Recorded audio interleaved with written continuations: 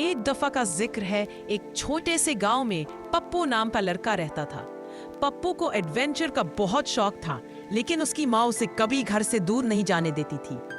एक दिन पप्पू ने अपनी माँ की पुरानी चप्पल उठा ली, जो रॉकेट जैसे तेज चलती थी। कम से कम पप्पू को तो लगता था। वो चप्पल पहनकर जंगल की तरफ निकल गया, और क्या देखते हैं, एक बंदर स्कूटर चला रहा था।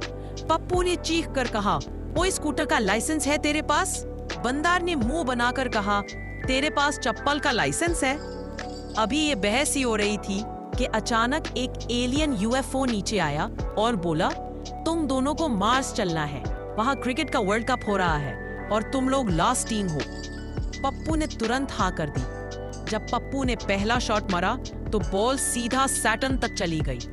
आखिर में पप्पू और बंदर ने वर्ल्ड कप जीत लिया, लेकिन घर लौटने पर माँ ने चप्पल पहचान ली, और असल रॉकेट तो उस चप्पल की मार थी जो माँ ने पप्पू को वापस आने पर दी।